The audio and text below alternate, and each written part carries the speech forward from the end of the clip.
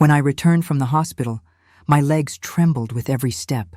11 days. 11 long days in that white room where no one came, no one asked. The surgery pain, the fear of infection, and worse than all of that, the terror of dying alone. My son Gregory, my only child, never showed up. My daughter-in-law, Michelle, didn't make a single call. When the doctor handed me discharge papers, I had to ask a nurse to call me a cab because no one was waiting. No one. I came home with the foolish hope of finding at least a note, a warm meal, someone who cared. I opened the door, and what I saw would haunt me forever. There in the kitchen stood a new refrigerator, large, gleaming, planted right next to my old fridge. And plastered all over it were stickers reading, "Shelly, Shelly, Shelly," on every shelf, every drawer. This wasn't just a fridge. This was a declaration that under my own roof, in my own home, I had become nothing more than a burden. And this is where my story begins. I stood there frozen, staring at that new refrigerator in shock. I couldn't understand what was happening. That's when Gregory emerged from the living room, beer can in hand, acting completely normal as if nothing had happened. Michelle followed behind him, carrying stickers and a marker. "What is this?" I asked, pointing at the fridge, trying to keep my voice steady. Gregory took a long drink before answering. "It's our fridge, Mom, for our things." "Your fridge?" Disbelief colored my voice. Michelle knelt in front of the appliance and began sticking labels on every shelf. "Shelly, Shelly, Shelly," in large, bold letters, everywhere. "Exactly," she said without turning around. "This is for our groceries, the ones we buy with our money. We don't want them getting mixed up with yours." I felt the ground shift beneath my feet. The surgery stitches were still pulling at my skin. Even breathing hurt. And here they were, marking territory in my own kitchen. "But this is my house," I whispered. Gregory let out a dry laugh. "Yeah, Mom, your house. But we live here too, remember? And frankly, with your meager Social Security, you can't afford the things we like. So we decided to get better organized." Michelle stood up, admiring her work. Every label felt like a slap across my face. "Don't take offense, Eleanor. It's just practical. You buy yours with your money. We buy ours with ours. That way there are no mix-ups." "Mix-ups?" My voice cracked. "I have never denied you anything from my fridge." "We know," Gregory said, crushing the empty can. "But this is better. More orderly. More fair." Fair. That word echoed in my head like a broken bell. I looked at my old half-empty fridge, then at their new overflowing one. Two worlds divided. The haves and the barely surviving. Michelle opened the new fridge to show me. Inside were expensive cuts of meat, imported cheeses, costly wines. "We have certain standards. We don't like eating the same stuff you do. No offense. No offense," as if those words could somehow soften the poison. Gregory approached and patted my shoulder condescendingly. "Relax, Mom, it's nothing personal. It's just that, well, you're not young anymore. Your pension barely covers the basics. We need more. We deserve more. Deserve." Another word that sliced through me like a knife. I wanted to say something. I wanted to scream that I had worked 35 years in a factory, ruining my back to give him everything. I wanted to remind them that I sold my mother's jewelry to pay for his college tuition. I wanted to cry and ask how they could treat me this way. But I said nothing. My body was exhausted, my heart broken. The surgery stitches throbbed, reminding me I had barely survived something terrible. I didn't have the strength to fight. "I'm going to rest," I murmured, dragging my bag toward the small back room. "Sure, Mom, rest up," Gregory said, already turning toward the living room where the television waited. Michelle closed her fridge with a satisfied thud. That sound resonated through the kitchen, through the house, through my entire chest. I walked down the hallway, every step torture. The small back room was tiny, barely enough space for a twin bed and an old wardrobe. It used to be my sewing room. Now it was my exile. Gregory and Michelle had moved in a year ago. "Just until we find something better," they'd said. They never found it. Instead, they gradually took over. First my master bedroom, then the living room, then every corner of what was once my home, and I let them, out of love, out of fear of being alone, out of the foolish hope that things would improve. I sat on the bed, and the tears finally came. Hot, bitter, silent. From outside, I heard their laughter, the television blaring, the new fridge opening and closing, wine glasses clinking. They were celebrating. Celebrating what? Maybe celebrating that they'd finally put me in my place. Maybe celebrating that they no longer had to pretend respect. Maybe celebrating that the old woman had accepted her fate without a fight. I lay down slowly, every muscle protesting. I closed my eyes but couldn't sleep. Images kept flashing like a cruel movie. The fridge with the labels. Michelle's smug smile. Gregory's cold indifference. The words they'd thrown at me like stones. Your meager pension. We don't want to mix our things with yours. You're not young anymore. We deserve more. Each phrase was another nail in the coffin of our relationship. Every word confirmed what I'd known deep down, but refused to accept. To them, I wasn't a mother anymore. I was a burden, dead weight, someone to exploit until they squeezed the last drop out of me. And the worst part was that I had allowed it. Year after year, abuse after abuse, humiliation after humiliation. But something shifted in that moment. Something broke inside me as I lay on that narrow bed in that dark little room in that house that no longer felt like mine. A decision began to form. Slow, firm, inevitable. I opened my eyes in the darkness and certainty filled my chest. They had made a mistake. A terrible mistake. They thought I was weak. They thought I had given up. They thought they could do whatever they wanted without consequences. But they were wrong. When they woke up in the morning, they would see something they'd never forget. In the morning, they would learn who Eleanor Hayes truly was, and that lesson would cost them everything. I couldn't sleep that night. Every time I closed my eyes, I saw those labels. Shelley, Shelley, Shelley. Like brand marks on cattle, like declarations of ownership over something that never belonged to them. I stared at the cracked ceiling, listening to their laughter drift in from the living room. They were watching a show, drinking wine from that new fridge, enjoying their small victory over the worthless old lady, because that's who I was to them now. A worthless old lady with a meager pension. 68 years old, a lifetime of work. And this was my reward. The tears kept falling, but now they were different. They weren't tears of sadness. They were tears of rage, of indignation, of something that had been buried for years and was finally beginning to wake up. I remembered when Gregory was born 42 years ago. I was 26. His father, Bernard, worked in construction, and I was at the factory. We lived in a tiny apartment, but we were happy. Or so I thought. Gregory was our miracle after 3 losses.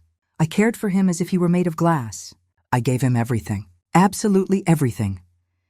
When Bernard died 15 years ago from a sudden heart attack on the job, I thought the world was ending. Gregory was 27. Already an adult with his own life. But he promised to take care of me. You'll never want for anything. Mom, I'll always be here. Lies. It was all lies. The first few years after Bernard's death were tough but manageable. Gregory would visit, take me to the market, fix things around the house. Then he met Michelle. She arrived 8 years ago like a hurricane. Beautiful, self-assured, ambitious. She worked in cosmetic sales but lived like a corporate executive. Expensive clothes, perfect nails, hair always done at the city's most exclusive salon. From the start, I noticed something in her eyes. A coldness. A constant calculation. She looked at me, evaluating how much I was worth, what she could get out of me. She's a little intense, I told Gregory once, trying to be gentle. You're jealous, Mom. Michelle is amazing. She's exactly what I need. Jealous? Worried. I corrected internally, but he refused to listen. They got married 6 months after meeting. A costly wedding that I helped pay for because he was my only son and deserved the best. $10,000 of my savings. Money I'd guarded for years by working overtime. We'll pay it back, Mom, as soon as we get settled.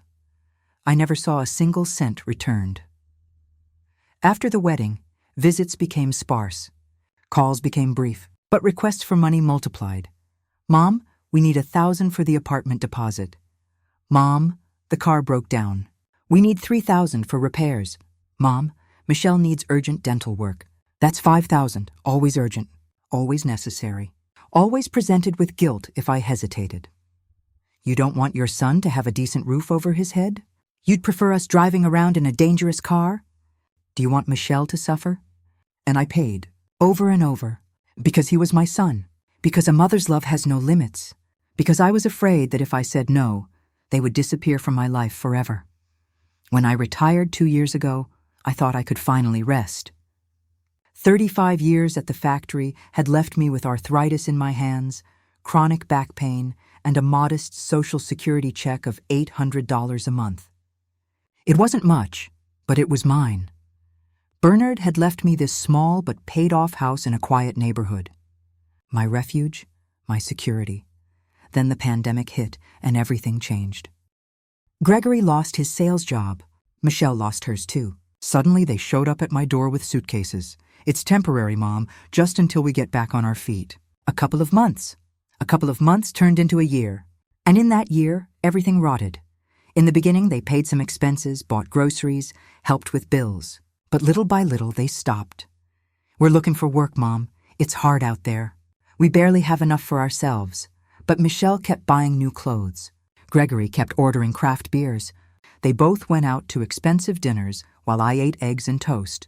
Then came the territorial takeover. First, the master bedroom. We need more space, Mom. You can sleep in the small room. It's cozier. What a cruel word to describe that tiny box. Then the living room. We'll put our new television here. Yours is too old. My television worked perfectly. Theirs was unnecessary, but it arrived anyway. Gigantic, noisy, invading my space. After that, they started controlling the kitchen. Michelle reorganized everything. She threw away my old pots. These things are hideous, Eleanor. So embarrassing. They were the pots I'd used to cook for Gregory his whole childhood. The ones Bernard gave me for our first anniversary. I saw them in the trash and said nothing. I swallowed the pain just as I'd been swallowing everything else. The requests for money continued, but now they were different. More aggressive, more demanding. Mom, I need you to lend me $2,000 for a course that'll help me get a job. Mom, Michelle needs a new phone. Hers doesn't work anymore. That's $1,000. Mom, we have to pay the credit card bill or we'll get sued. $4,000, urgent. Every time I hesitated, the emotional blackmail started. After everything I've done for you. Any mother would do this for her son. If you really loved me, you wouldn't hesitate.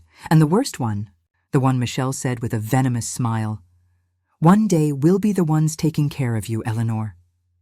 You'd better be generous now. Generous. I had been so generous that I had almost nothing left. My savings evaporated. The $30,000 I'd accumulated over decades of sacrifice were gone in 2 years, spent on whims, luxuries, and lies disguised as needs. 3 months ago, I tried to open a separate emergency savings account, one that Bernard had set up. It held $8,000, my last reserve. It was empty. What happened to the money in the emergency account? I asked Gregory, trembling. He barely looked up from his phone. Oh, I used that to pay off some debts. I was going to tell you. How did you access that account? It was only mine. You gave me the key years ago, Mom. Don't you remember? I didn't remember. Maybe I had given it to him in a moment of trust. Maybe he'd taken it. It didn't matter. The money was gone. Debts for what? I insisted. Things, expenses. Don't worry about it. Don't worry about it, as if I were a stupid child who understood nothing. That night I cried until I had no tears left. I cried for Bernard, who had worked so hard to leave me secure. I cried for myself for allowing all this. I cried for the son I thought I had, who no longer existed. And now, after 11 days in the hospital fighting for my life without them showing up even once, I returned to find this. A divided fridge with labels marking their contempt, with words that confirmed what I already knew. To them, I was garbage. A depleted resource, someone to continue exploiting until nothing was left. I sat on the bed and took a deep breath, ignoring the pain of the stitches. Something inside me had shifted. The Eleanor who always yielded, who always forgave, who always put her son first, had died in that hospital bed. The one who had returned was different. Harder, clearer, more determined. They wanted a war. They would get a war, but not tonight. Tonight I needed to rest. I needed to think. I needed to plan. I closed my eyes. And finally, sleep arrived. Heavy, dark, and filled with dreams where I was strong. And they were the ones crying. In the morning, everything would change. In the morning, my revenge would begin. I woke up before dawn at 5 in the morning. The house was absolutely silent.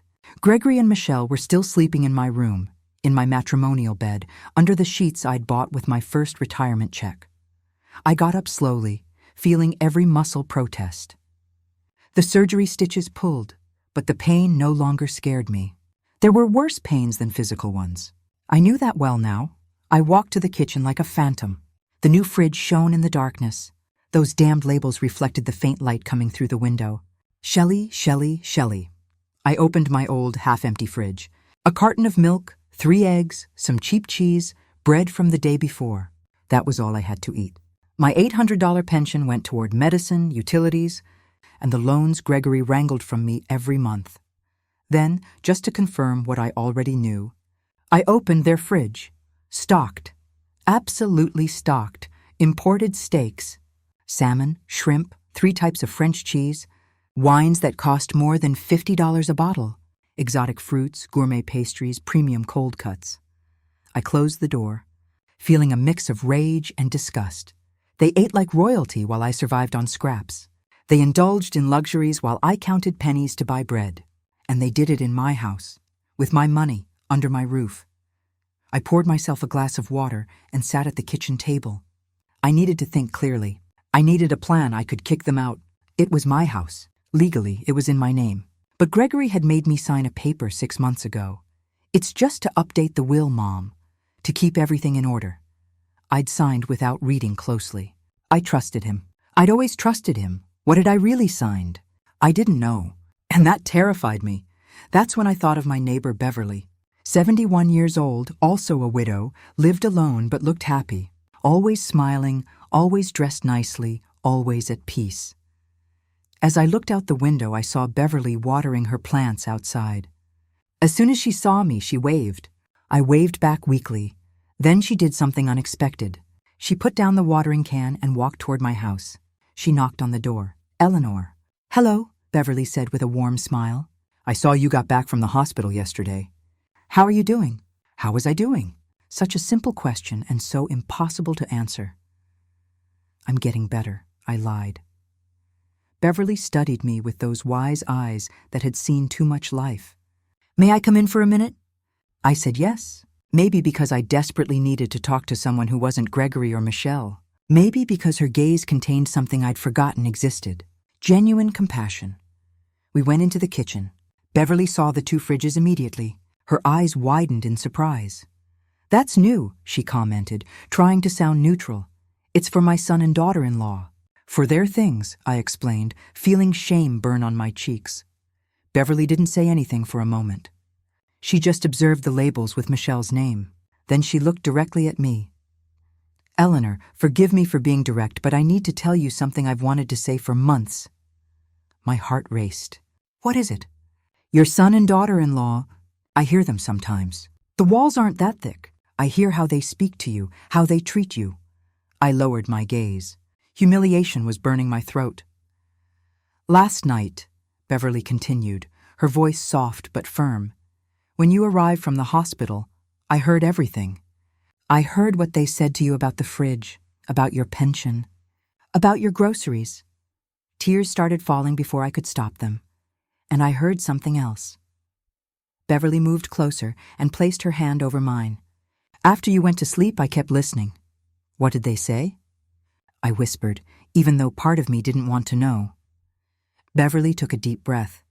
"They were celebrating, toasting with wine. And Michelle told Gregory something that chilled my blood. She said, 'It won't be long now. The old lady can't last much longer. When she passes, this house will be all ours. It's worth at least $200,000. We can sell it and finally live well.'" The world stopped spinning. Beverly squeezed my hand. Gregory laughed and said, "I hope she hurries up." I'm tired of pretending to care. Something inside me broke. Not my heart. That was already shattered. Something deeper, more fundamental. The illusions, the hopes, the idea that somewhere underneath all the cruelty, my son still loved me. "There's more," Beverly said. "I've seen things. Strange movements. 2 weeks ago, I saw Gregory leaving the bank with papers. He looked nervous. And Michelle has been receiving large packages, boxes. She brings them into the house when you're not around. What kind of boxes? I don't know, but they're many and expensive looking. My mind started working. What were they hiding? What else had they concealed from me? Eleanor, Beverly looked at me seriously. You have to investigate. You have to find out what they're really doing because something tells me it's much worse than you imagine. She was right. I knew it in my bones. I don't know how, I admitted. I don't know where to start. I'll help you. I have a friend, Arthur Dawson. He's a lawyer, retired, but still very active. He likes to help with cases like this. Cases of family abuse. Family abuse. I had never thought of it as abuse, but that was exactly what it was. Abuse, exploitation, mistreatment. Would you talk to him? Beverly asked. I thought about Gregory, about all the times I had trusted him, about all the times he had failed me. I thought about Michelle, her fake smiles, her fridge labels, her venomous words. I thought about myself, the woman I was, the woman I deserved to be. Yes, I finally said, my voice firmer than it had been in years. Yes, I'll talk to him, Beverly smiled. Good, I'll call him right now.